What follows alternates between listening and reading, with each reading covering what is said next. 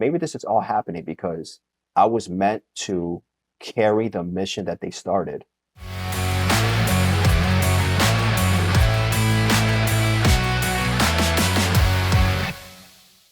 Hello, and welcome to the Mindset and Self-Mastery Show. I'm your host, Nick McGowan.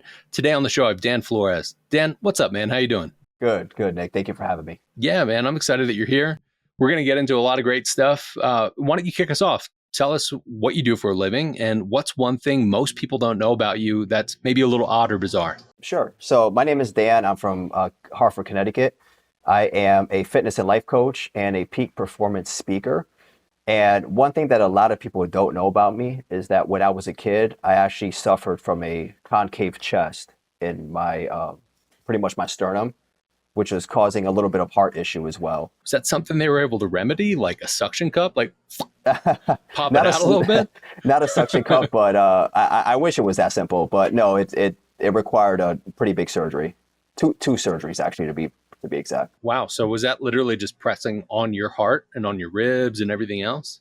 Your lungs? Yeah. So what happened is it didn't happen until probably like my teens. Like when I was 12 years old, that's when like the pain started. But over time, my sternum was caving inward, right, instead of growing out like a regular chest. And obviously, your heart is right behind your sternum. So over time, the pain kept intensifying. It kept becoming more frequent. And I told my mom at 13 years old, I was like, Mom, I think I'm having a heart attack because my heart hurts. Jeez. So she took me to the hospital. They did exams and X-rays, et cetera. And then they told me, good news and then not so good news. You have a concave chest. The good news is that it is fixable. The not such good news is that it's going to be a long process. It's going to be a long recovery. There's going to be a lot involved in it, but it is repairable. Man, so what, do they have to just like basically cut everything open, crack it and raise it? Thank God it wasn't like that. So basically what they did is they cut me. I actually have 2 scars on my ribs on each side. So what they did is they pretty much placed a metal bar right behind my sternum. Okay, they sewed me up, and that bar kind of poked my sternum out so that it's more straight. And then that took the pressure off of my heart. Now, I want you to imagine this because when I woke up in the recovery room, it felt like an elephant was standing on my chest. Because think about it, you're taking a bone that's bent and you're straightening it in a matter of a few hours. Jeez. So yeah, I was in physical therapy. I was in the hospital for about a month and a half, 2 months. My parents had to get my homework and drop it off at the hospital because I wasn't going to school at that time. I had to get 2 copies of each textbook, copies I could keep at home and copies I could keep in school. And every week I would do all my homework. My parents would submit it by the end of the week and then pick up my new assignments. Jeez. Yeah. Man, that's gotta be wild, especially as some kid going through that. Well, has that affected you physically? Like as you got older and you started to put on muscle mass and all of that? Yeah. Or has that actually helped? Does it like set a table? Yeah. So obviously I feel a lot better. My health isn't at risk anymore. It would have been if there was no solution, right? It would have been a pretty big deal. The doctors did tell me that after the surgery, at some point, I have to fill in the pretty much the muscle around my chest that I've been spending the past few years working on. Because what happens is when your chest grows inward, it affects your muscle development in that area.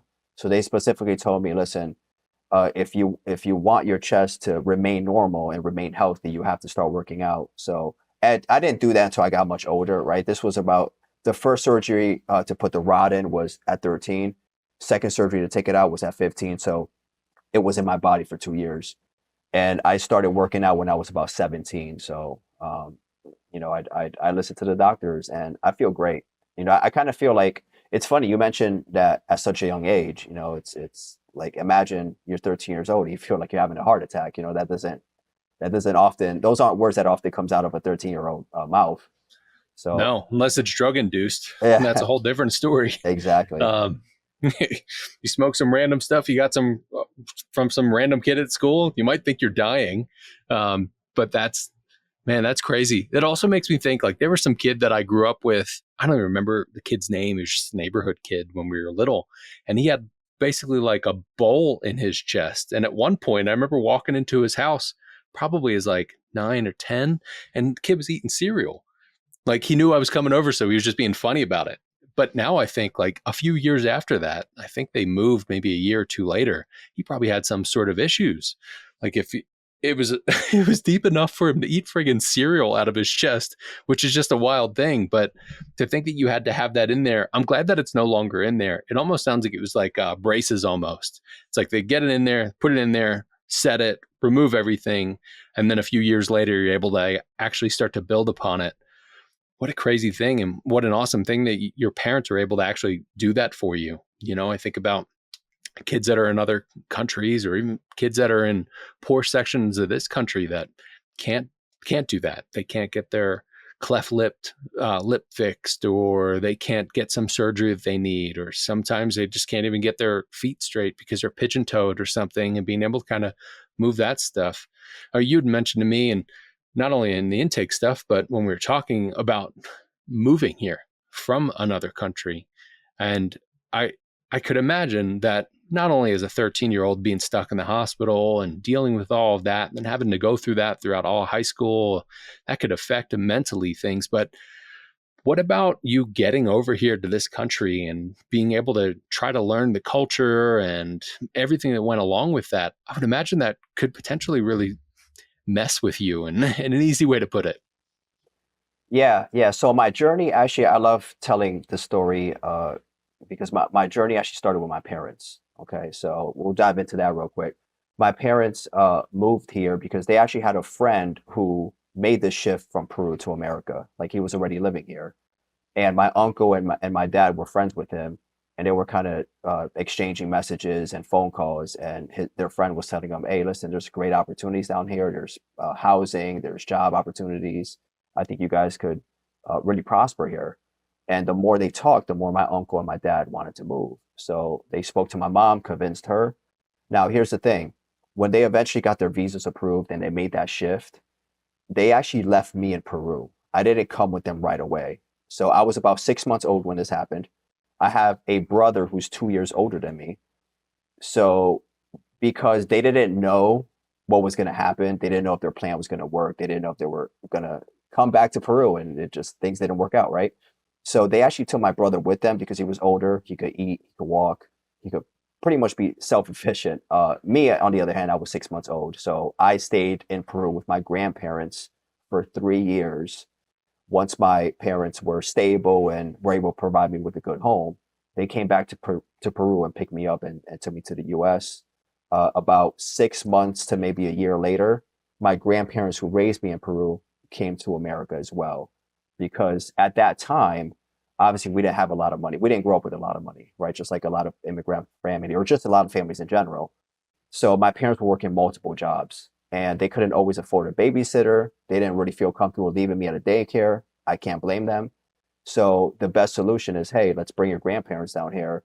They can stay here and they can pick you up from school. They can drop you guys off. They can take care of you guys while we're working, which was a crucial part of me growing up, right? So I transitioned when I transitioned to America. I don't remember the initial stages because I was still a little too young, but I do remember when I started going to school. I remember because I was still learning the language, right? Because at the time I was only speaking Spanish. So I do remember as a kid being picked on a lot when I was in school, right? That lasted for a few years, mostly in elementary school, right? I got older, daycare, elementary, et cetera, pre-K. And, as I was transitioning from elementary to middle school, that kind of faded away, right? Because my accent got better. I started speaking more. I got more into with the culture. But in the beginning, it wasn't like that. I got picked on a lot. Hurt people tend to hurt other people. And no matter if it's a child, if it's a high school kid, or if it's somebody in their 40s, 50s, 60s, whatever, if they don't actually work through the things that they've gone through, they could just spew that onto somebody else. They can just pick on other people. I've had a conversation recently, somebody on the podcast, where we were talking about trauma being little t trauma that can turn into big T trauma just in the morning, getting the hell out of your house. If there's a couple kids and mom and dad or whatever that situation looks like, if people trying to get to work, get the kids here, do this, do that, that can be traumatic. And then that you literally get into school and think about the first thing they tell you, like, all right, calm down. We're going to do class today. And you're like, are you kidding me? I just went through hell getting the hell out of my house, trying to get fucking butter on a piece of bread so I can eat something and get on my way to school. And this was traumatic. It's got to be tough for you and your family to be here and work through all that stuff. But it also seems like there's a bit of an undertone of like total love. And I'm just assuming, so tell me if I'm wrong, but it sounds like your parents are trying to do the best that they could for you. Your grandparents are trying to do the best that they could for you and your brother or your whatever siblings and family that's all in that house. And then being able to get into school and kind of work through things. At what point did it start to kind of kick in where you were like, all right, I want to actually look at the way that I work on my physical body. And maybe it was because of the surgery that you had, but then also being able to look at things different. Like if somebody grows up, they're used to the neighborhood, they're used to all the kids, they're used to school, they're used to the American systems. That is vastly different than somebody coming in going, well, I was here for a few years and now I'm in this new place and I'm learning all these new things.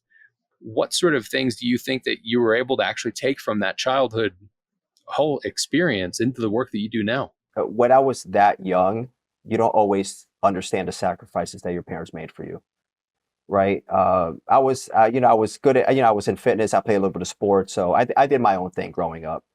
But I actually didn't hear the entire story or pieces of the story until I got much older. I was a late teen, early 20s. This is when my parents started to slowly feed me the information about what truly happened through that transition coming here. And it's like the more I heard about the story, the more I learned to appreciate their sacrifice and really see the whole picture. And I think at that point, that's when I realized, okay, my parents came over here. They left everything behind. They left their families, their careers. They graduated college over there, so they had their degree, whatever degrees they have in Peru. The degrees they couldn't transfer here, right? So they pretty much had to start from the bottom up, working minimal jobs, minimum wage. So I'm thinking to myself, that's really where something sparked. I had like this burning desire inside of me. I was like, man, maybe this is all happening because I was meant to carry the mission that they started. So that was like the first idea, the first nugget that happened was when they were starting to tell me these stories. And then graduated high school, went into college, right? And I went into college for construction management. Okay. Now, had a great time in school, got my degree, went into construction, been in construction industry for 12 years, left it last year. But as I got into that industry, it's funny, I went back to thinking those thoughts, like, am I really doing what my parents always envisioned me to do, my demand that they always envisioned me to be? And working not that there's anything wrong with it for whoever does it, but for me, working the 9 to 5 wasn't it for me. Right. I realized that about 2 to 3 years into the construction industry, that wasn't the case. I tried to force myself to like it because I went to school for 7 years, got my degree, a lot of debt. So I kind of forced myself to, okay, let me give this a shot. But it's like the more I was in it, the more I was like, man, like, is this really did my parents really give up everything so that, is this it? Just work a regular 9 to 5, 7 to 5, 2 week vacation a year, right? Get a check every week or two. Like that's crazy to me. So at that point, I really started looking into entrepreneurship. There's a lot when you think about what your parents had done to be able to set you up. In some ways, it also doesn't really matter. And what I mean by that is like they had done whatever they did because that was what their purpose and what their path looked like. It's up to you to do whatever you want. But having that burning desire inside, it can be really easy for a lot of people. And all of us, I think, tend to fall into some sort of trap with that because of systems that are set up. Like you need to go to school and then you need to pay money to go to another school to then get a job where you make some money, but then you try to retire later on in life with about 40% of what you really couldn't live off of anyway. So good luck, kid. That's tough. But that deep inside power and that fuel that you're feeling, I think that's part of your purpose. And then it's really up to you to be able to show it however you feel fit to be able to do that. So that's cool that you felt that like, I want to do more because my parents didn't just come here just so I can do whatever this thing is. But if that were your purpose, man, that would be it. Like that would have been your jam. You could have built some incredible buildings or been part of those projects or whatever. But when you know that I need to actually shift away from it, it sounds like freedom is a big thing to you as well, which as entrepreneurs, that's one of the F words we can use, freedom, along with some of the other ones, because sometimes it can get really, really tough. But if there's that deep purpose inside of us, no matter what shit's happening, we can go through it. So you had said 12 years that you were there. You also said, I realized after 3, we can't just skip past all those other years, because I want to hone in on that a little bit, because there are people that we talk to as clients, as part of Choose Your Calling, and people that I talk to on the podcast, and even just people I run into and shoot the shit with, where they're like, man, I've been doing this thing for X amount of years. I've been doing it for so long, I don't know how to get out of it. Or I feel like I'm supposed to do this thing, and then they just do this. And sometimes it takes people years and years and years because of that just linear thinking when it comes to how time is. So it can be really easy for us to look back at history or historical data and go, oh, well, this happened. And then 10 years later, this thing happened. Like, fuck, there's a lot of shit that happened within 10 years. So talk to us about what you would actually went through and walked through from your vision now, looking back at that and going those 8, 9, whatever amount of years there was, where you were like, oh, well, I needed to go through more of that because that actually set me up better. Because I'm sure you and I could both agree that if you jumped at year 4 even, you wouldn't be where you're at now. There was more stuff for you to go through and work through. But if I gave you the choice back then, like, hey man, you can get out and shit might be a little rough, or you're going to get out and shit will be a little rough, but at least you'll be better suited for it. You'd be like, well, fuck it, I want out now. Most people would, but you didn't. And you work through all those things. So what were some of those key, I guess, lessons and really things you can look back at and be like, damn, I needed to work through that because here's where I'm at now. Yeah, when I was in construction, I was something I like to call a floater. Okay, so I started when I graduated, the semester before I graduated, I had my internship, and that was kind of my foot through the door. So I stayed with that company that I interned with, stayed with them for about 2 to 3 years. Uh, really had a bad experience with them towards the end because just the direction the company was going, I didn't really agree with. And in my opinion, it wasn't the most ethical things that they've done, right? So especially for their employees. And I'm very big on the employees being a big part of the business, you know. So even though I was on the management team, I was kind of on their team too. So what I mean by a floater is I worked for about 5 different construction companies. So I left that one to work for another company. Did that. We did site work, a lot of road work, bridges, just a lot of construction, like transportation work. Okay. So that was great. Got laid off from that because the company started to lose a few projects. So they laid a few people off, transitioned into a general contractor. Okay. Which, because up to that point, I was only working for subcontractors. Working for a general contractor, which was not fun because I'm the type of person where I like to move around. I can't just stay in sitting in a desk and looking at a computer all day. And that's unfortunately a lot of general contractors, that's what their PMs and their superintendents do. So didn't really like that position. Um, Left that for it's just the point I'm getting across is that I could never be happy. It's like no matter what job I transition into or what company I work for, I just couldn't be happy. So I'm just sitting there. I'm like, man, like what's going on? Is it just me, or am I just in the wrong industry? Like what's happening here? So over time, one of my birthdays was coming up, and my brother got me a my first ever entrepreneurial book. All right, I wasn't much of a reader. I hated reading books in school, and those are really the only books I ever read. So I hate reading in general. But when he got me this book, I was maybe about somewhere in my late 20s. Okay, I was working for about the third construction company at that time. He bought me this book, The 10X Rule by Grant Cardone. You might have heard about that. So I kind of tossed it to the side in the beginning. I'm like, all right, whatever. It's just a book, whatever. But a few months later, I was just, picked it up, read the first 2 pages. That's where it started. And I was hooked. I like what I was reading. I was like, okay, I'll read 2 more pages and then 2 more pages. And then I ended up reading the book. And that book is kind of what sparked that I described that burning desire earlier. right? So now I kind of know where to focus that on. And I'm thinking, well, maybe I should get into entrepreneurship. But I was still in construction. I didn't really know how to get entrepreneurship, even though I was reading these books. So from books, I went to podcasts and networking events and stuff like that. Still working in construction, okay, but I wasn't happy there. I wasn't happy no matter what company I went in. And here's the thing: construction is a rough industry. You got to have a thick skin when you work in that industry. There's a lot of stuff that goes wrong. Everything's your fault. I'm in the management department, so everything's gonna be my fault, right? Because I'm running the projects, individual project. There's a lot of time away from your family.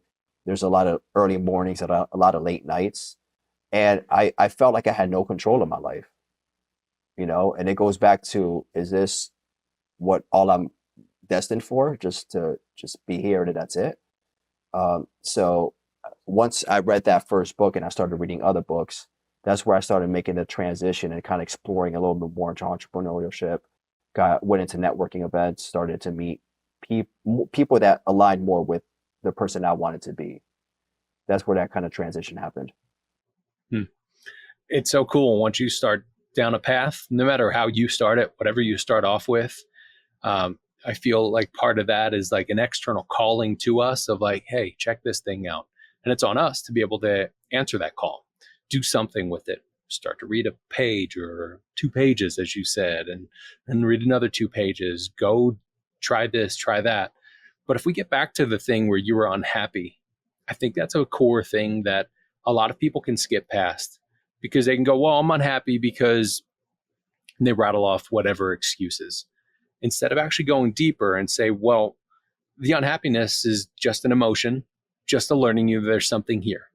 You may be unhappy because your boss is a douchebag. Maybe. That might be a real thing. You might be unhappy because you're just not being fulfilled and you're not feeling like you're doing the thing you're here to do. And sometimes the next thing that you get into will not be the thing you're here to do. Sometimes it's the next 4 or 5 things. It'll take you a while to be able to get to that point. But even just taking that first step and saying, all right, I'm unhappy, but why am I unhappy? What do I do with this? I appreciate that you look toward entrepreneurship. I feel like a lot of people look to be an entrepreneur, especially around the pandemic in 2020. Everybody was kind of shut out or closed out of the business they were working in. And they were like, well, fuck, I see people on social media that make billions of dollars selling whatever thing and being a coach about whatever. And I want to try that thing. And a lot of people got into it. I think it was the most people in 2020 that started a business. And then 21, there was like a 4% increase on top of that. But that 20 from 19 to 20, I think was like a 40% increase or something crazy like that, where a lot of people just jumped into it. A lot of people also jumped out of it because that wasn't really the thing. They're trying to just jump from thing to thing to thing instead of getting back to the basic of it and going, well, why the fuck am I unhappy? What would be fulfilling to me? What's the thing that I can look at? So you had mentioned even as a younger kid that there was something inside of you that was already there. There was some sort of spark. So let's talk about that because that's the core component to it. That actual spark, not you having a business or you being in construction or any of that. If we remove all of those things and be agnostic to it, it's realizing that there's that spark in there and being curious about it. So what was your curiosity like toward that spark? Yeah, as I mentioned earlier, the spark really came from everything my parents sacrificed. And I think a big part of that, I think a reason why it's always been inside of me is because I come from a hardworking family. My parents' work ethic is like no other. Grandparents' work ethic is like no other. So to some extent, I kind of feel like it's a little bit genetic. But I go back to everything they sacrificed, right? I lost my grandparents a few years ago, and I had a great time with them, but often I wonder, what if they never came here? What would my life be like? Would my mom have to stop working, which would only leave one person working, and we wouldn't be in the house where we lived. Maybe we would have been somewhere smaller, rougher neighborhood, right? So that spark really just initially just came from everything they sacrificed for me and my brother, and I grew up, my dad didn't even have a car when he was working these jobs. He would either ride with a coworker or he would walk. At times it was snowing and he would walk to work. On my mom's days off, she would take me and my brother to school, and take care of the house, and she was getting sick too because my mom gets sick very easily when it's cold out. So there were a lot of constraints. So I thank God that my grandparents were in the picture because they really put a lot of pressure off of my parents for sure. But it always comes down to, listen, everything they sacrificed, they left their families. I mean, I can't imagine leaving my family. I can't imagine having a kid and leaving him at 6 months old for 3 years. I Jeez. can't imagine that, right? Yeah. I will never, although I understand what the journey they went through, I can never fully empathize with it because I don't know what that's like. I never had to leave my kid, so I feel like I have to do them justice, and my brother feels the same way. My parents carried this torch for as long as they could. Now it's up to me and my brother to carry it the rest of the way. Yeah, and there's really no rest of the way. Like there's no end to it. If you and your brother both go off and have children and that continues, great. But honestly, man, it might even just be people you talk to. There might be somebody that listens to this podcast that they continue to carry that torch because of the work that you're doing, because of the stuff that has happened, even just a realization of like, man, yeah, leaving your kid at 6 months and then showing up a couple years later, and like that's got to be super tough. But at that point, it sounded like that was the decision to be made. And that's huge. You then also get to make your own decisions and figure out how you want to impact and show up. And that support system is a huge component to it. I love being able to talk with people about whatever support system you have, whatever it looks like, even if it's small or some massive support system, being able to see it for what it is. Because sometimes that support system is not really a support system. Sometimes it's just, people that are close to you. And they're like, well, my parents have told me this, or my siblings or my friends have told me this. And it's like, well, that's not really support. It sounds like what you got was support and love that actually helped you propel a bit. But there were different things that happened, just like everybody has ups and downs and all that sort of stuff. Were there any like key moments that you can look back at, maybe one specifically where you're like, man, being here in the States, this actually really shifted everything that I was thinking, and you can look back at and say, put you on the trajectory that you're on right now? When I graduated high school, and I was trying to transition into whatever it is I was going to transition into. At the moment, I didn't know what that would be. My parents were really there to help support me and help me make a decision. And they were there to tell me, listen, if you don't know what you want to do right now, that's okay. I kind of felt like I was letting them down. It's like they did all this stuff, and I don't even know where I want to carry this torch to. So having my grandparents were still alive at the time, so having them there with me, and we kind of went through that journey together. The reason I chose construction was because when I was little, I always used to help my dad renovate the houses. So I would always have like the little hammer, and it would just be a good way for us to bond together. And I was always with them. My grandfather was there as well, so it'd really be a good bonding experience. That's a memory that I really really cherish because unfortunately we might have some listeners where they might have lost their dad. They didn't grow up with a father figure or the grandfather, or they might have lost their son or something like that, right? So when you have those moments with the people that you love and you have that support system, it's really really important to treasure it because you never know when it's going to be the last time you're going to see them. So it's they really helped me, especially maneuvering into what I was going to be, the man I was going to become. They were definitely there to help me with that. Yeah, that loving piece is a major part of that. I was actually talking with somebody recently where certain people will spew out, like let's say on social media or even just in a group, they're like, oh my God, it's Mother's Day. If your mom's around, you should absolutely go see her. It's Father's Day. If your dad's around, you should go see her. It's like, you also have to keep in mind context, because if it's safe, you should go see them. If it's not safe, you should not. Like just black and white in that sort of way. So even for you, knowing that you had that love with them that you can cherish, some people may not have that, but they may have that with other people. Or there are people that became part of another family through a friend in high school or something like that. And that became more of their family, or even people that their family is really just friends that they've accumulated over the course of time. Like it just happens. You can have family in different ways, but that loving support is a core piece to it. And not just like, you have to do it because they're your parents. Like, That's cool. They brought you into this planet, but that's about all. If they do more than that and it's great, cool. But you then get to decide how you want to go about that. I love that you had that love and that they did what they did. I'm right there with you too. Like I don't have any kids, so I can't imagine what that's like to leave your kid, but to leave a 6-month-old go away, like they must have really put a lot into that. And then for them to be able to do it, and here we are years and years later having these conversations, we can't skip past that shit. That must have been super difficult for them.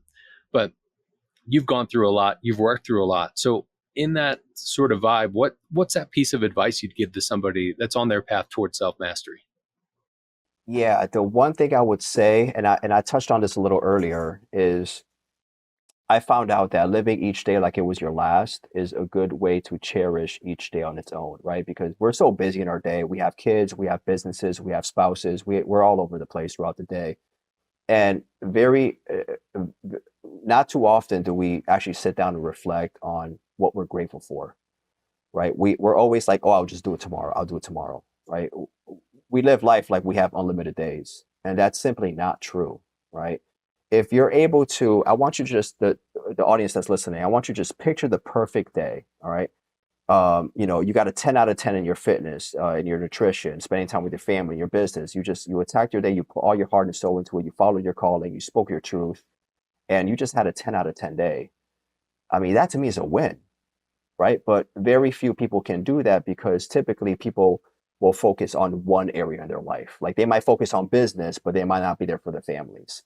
They might focus on fitness, but they're not eating right, right? So holistically, I would say if you focus on each day separately on its own, just focus on that one day. How can I get a 10 out of 10 in this day? How can I put all my love and care into this day and take that with you? It will allow you to cherish each day so much more. I started to implement this about 2 years ago into my life. And once I did that, honestly can't, I mean, things happen, right? Things happen all the time, but I can't remember having a totally bad day, because for me, there is no tomorrow. There's only today. That's the only thing I'm worried about, right? Because the way you show up today is how you're going to show up tomorrow. So I can't sit here and plan for a 10 out of 10 day tomorrow if I don't get a 10 out of 10 day today. It's a snowball effect, right? You carry those wins into tomorrow, and that will prepare you to have a better day tomorrow. I mean, even if we break that down a little bit more to a macro level, there's really no day. This is all just Yeah. a string of moments. Yeah. Like even with people that are like, oh, well, today's Thursday. Like, cool. It's really not. It's just another day. It's just a string of moments. Like Yeah. even the concept of a weekend is really bullshit. Like when you think about it, goes back to Time's Ford an being illusion. like, yeah, exactly. But it's each and every moment and being present in those moments and being thankful. And I get what you're saying, like reading in between the lines of it. It's not just like the bullshit gratitude of like, well, I'm grateful for all these things. It's like, really, you got to feel it. You got to understand, like, I'm really actually pleased and thankful for this and being here in the moment, just like having conversation with people and not listening to say the next thing after that, but listening to go, all right, I'm here with you, and that's part of the reason why I love this platform is because it's literally just you and I right now. Yes, it is the audience that's going to listen to this, but this isn't live. They'll listen to it in a month or whenever it comes out. So us being able to be in this moment, string these times together, man, this has been great. I appreciate you being on today. Before I let you go, where can people find you and where can they connect with you? Yeah, so the best way to find me and connect with me is on Instagram. So my Instagram handle is Dan Flores Lifestyle. So just shoot me a DM if there's anything I talked about that you want to touch more base of. If you want to get to know me a little bit better, if you want to work with me in the future, just shoot me a DM. I'd be more than happy to connect with you. Awesome. Dan, it's been great having you on today. Thank you so much. Thank you. Take it easy.